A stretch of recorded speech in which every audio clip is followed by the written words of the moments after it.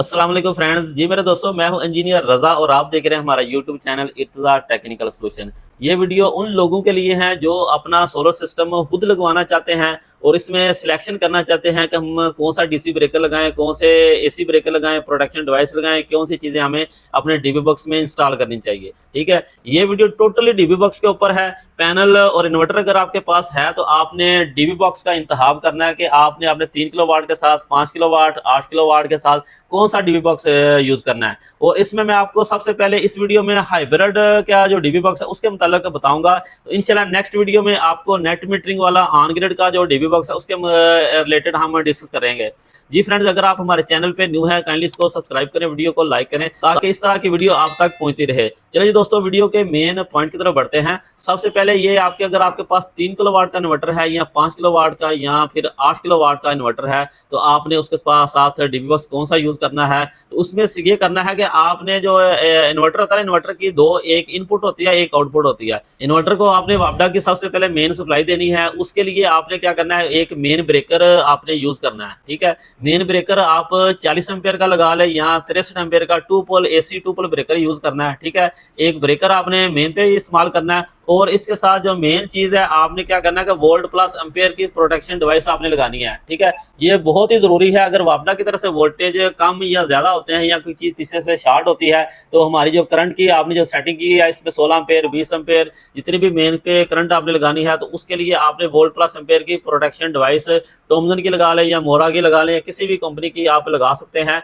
ये आप एक एसी ब्रेकर होगा, एक मेन के ऊपर आपने volt plus ampere protection device लगानी है और इन्वर्टर की आउटपुट के ऊपर आपने एक ब्रेकर यूज करना है। वो आप 32 एम्पियर का लगा ले तो बेस्ट है, 25 एम्पियर का भी लगा सकते हैं अगर आपका 3 किलोवाट का इन्वर्टर है। अगर आपका 5 या 6 किलोवाट का इन्वर्टर है तो उसके साथ भी आप 32 एम्पियर का ब्रेकर यूज कर सकते हैं। अगर 7 किलोवाट का इन्वर्टर है या 8 किलोवाट का इन्वर्टर है तो उसके साथ आप 40 एम्पियर का एसी 2 पोल ब्रेकर यूज कर सकते हैं।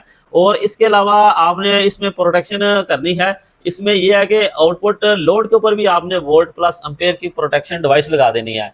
इसका मकसद ये है कि अगर आपका लोड आपकी रिक्वायरमेंट से इन्वर्टर की जो स्पेसिफिकेशन है उससे ज्यादा होता है तो आपका इन्वर्टर जो है ना ऑटोमेटिकली ट्रिप हो जाएगा, यानी कि आगे लोड देना बंद कर देगा, इन्वर्टर के ऊपर एक्स्ट्रा लोड नहीं पड़ेगा। ठीक है, तो इसके लिए जो है ना आपने वोल्ट प्लस एम्पियर की प्रोटेक्शन डिवाइस लगा देनी है ताकि आपके इन्वर्टर के ऊपर किसी सूरत में लोड ज्यादा जाए ना। जो ये लोड आपकी सेटिंग, आपका जो सेट पॉइंट होगा इसके डिवाइस के ऊपर आपने जो सेट पॉइंट दिया होगा 16 एम्पेयर या 12 एम्पेयर या 20 एम्पेयर, अगर उससे लोड आपका ज्यादा होता है तो ऑटोमेटिकली लोड आपका ट्रिप हो जाएगा। आपका जो पता चल जाएगा कि आपने इसके ऊपर ज्यादा लोड डाल दिया। अगर लोड कम होगा तो जो है ना वो चल पड़ेगा। और इसके अलावा आपने क्या करना है, बैटरी का एक ब्रेकर यूज होता है 125 एम्पेयर का डीसी 2 पोल ब्रेकर। इसमें टॉमसन, श्नाइडर कोई भी बैटरी का ब्रेकर अच्छी कंपनी का आप लगा सकते हैं। और इसके अलावा हम डीसी सिस्टम की तरफ बढ़ते हैं। डीसी सिस्टम में बैटरी का ब्रेकर मैंने आपको बता दिया और इसके अलावा आपने सोलर का ब्रेकर यूज करना है। सोलर का यानी कि स्टिंग का जो ऊपर आपने पैनल सीरीज में या पैरेलल में किए उसके लिए आपने एक डीसी ब्रेकर का इंतखाब करना है। वो डीसी ब्रेकर आप 20 एम्पियर का भी लगा सकते हैं और इसके अलावा 32 एम्पियर का लगा ले, वो भी बेस्ट है, कोई इशू नहीं। ठीक है, डीसी ब्रेकर लगाएं और बेस्ट ये है कि एक डीसी ब्रेकर के साथ जो है ना आप एक डीसी फ्यूज इस्तेमाल करें। इस तरह का किसी भी कंपनी का प्योर डीसी फ्यूज आप इस्तेमाल करें। एक जो रेड वायर है यानी कि पॉजिटिव वायर है उसके साथ एक डीसी फ्यूज लगाएं।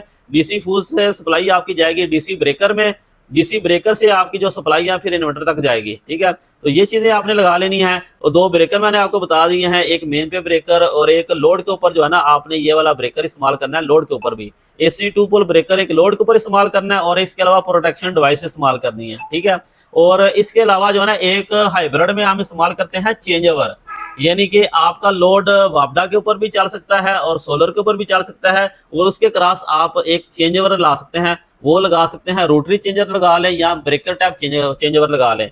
अगर तो डीबी दूसरी है रोटरी चेंज ओवर वाली तो रोटरी चेंज ओवर लगाएं। अगर आपकी ब्रेकर टाइप चेंज ओवर आपने लगाना तो डीबी सीधी सी इस तरह लाइन वाली डीबी होती है उसके अंदर आप ये ब्रेकर टाइप चेंज ओवर भी लगा सकते हैं। ठीक है, ये क्या करेगा चेंज ओवर, अगर आपके सोलर सिस्टम में कोई मसला बन गया, किसी किस्म का कोई प्रॉब्लम आ गया, सोलर चल नहीं रहा, तो आपने क्या करना है, इस चेंज ओवर से अपना लोड वापडा के ऊपर शिफ्ट कर देना है। और इसका फायदा ये होता है, और रखना आपने इसको सोलर के ऊपर ही है, सोलर के ऊपर ही ये चलता रहेगा। ये वापडा के ऊपर कब आ जाएगा, अगर कोई प्रॉब्लम आएगी, अगर आपके सिस्टम में कोई मसला आ गया उस वक्त आपने इसको वापडा के ऊपर करना है। अदरवाइज ये सोलर के ऊपर पक्का पक्का इसको आपने सोलर के ऊपर ही शिफ्ट रखना है, ठीक है। और इसके अलावा आपने एक डीबी बॉक्स यूज करनी है। इसमें डीबी बॉक्स आप 14 वे की लगा सकते हैं या 11 वे की या 12 वे की, वो आपने ब्रेकर चेक कर लेने हैं और प्रोटेक्शन डिवाइस, बैटरी का ब्रेकर और प्रोटेक्शन डिवाइस जिस तरह ये है, ठीक है। इन सबको आपने दो ये हो गए, दो ये, चार ये डिवाइसेस की हमारी अपना स्पेस होगी, चार, दो ये और दो ये, 8 होगी, 8 और 2 10, 10 2 12 और ये 13, 14वीं का डीबी बॉक्स आपने इस्तेमाल करना है। और कोशिश करनी है कि ये वाला जो बैटरी का ब्रेकर है आप, क्योंकि इसकी वायर होती है जरा मोटी वायर होती है, उसके लिए डीबी बॉक्स को जो है ना वो मुश्किल आएगी। इसको आप अलहदा से लगाएं, बैटरी वाले ब्रेकर को, बैटरी वाले ब्रेकर को आप अलहदा से लगाएं और 14वीं का वो डीबी बॉक्स लगाएं। ये इसकी मुकम्मल यानी कि एक्सेसरीज थी जो मैंने आपको बता दी। इसके अलावा नीचे एक डक्ट लगती है 40 बाई 40 की, पैनल इन्वर्टर, और इसके अलावा डीबी बॉक्स के नीचे एक डक्ट लगी, इसके अंदर से वायर गुजरती है। वो डक्ट आपने तकरीबन कोई 3 से 4 फुट डक्ट यूज करनी है, 40 बाई 40 की इस्तेमाल कर सकते हैं, स्लॉटेड लगा लें या वाइट लगा लें किसी भी कंपनी की। और इसके अलावा थोड़ा सा फ्लेक्सिबल पाइप भी यूज होना है डीबी के नीचे, वो तकरीबन कोई 10 से 12 फुट आपका पाइप इस्तेमाल होगा, फ्लेक्सिबल पाइप, जिसके थ्रू केबल जो है ना इन्वर्टर का तक जो है ना हमारी केबल वगैरह जाएगी। और इसके अलावा कोई MC4 है तो वो यूज होना है। ये सारी चीजें इस्तेमाल होनी है, बैटरी की वायर थोड़ी सी इस्तेमाल होनी है। तकरीबन टोटल जो है ना तकरीबन 15 से 18 हज़ार तक जो है ना वो कास्ट आ जाएगी आपकी टोटल, ठीक है। अगर आपका कोई 3 किलो वाट का इन्वर्टर है या 5 का इन्वर्टर है, अगर सारी चीज़ें जो आप रेगुलर लगा रहे हैं, ठीक है। तो जी फ्रेंड्स, ये थी इसकी मुकम्मल डिटेल जो कि मैंने आपको बता दिया है। अगर आपको हमारी ये वीडियो अच्छी लगी है, काइंडली इसको लाइक करें, हमारे चैनल को सब्सक्राइब करें। इंशाल्लाह एक नई वीडियो के साथ दोबारा मिलते हैं, तब तक के लिए मुझे इजाज़त दें। ओके जी, अल्लाह हाफिज़।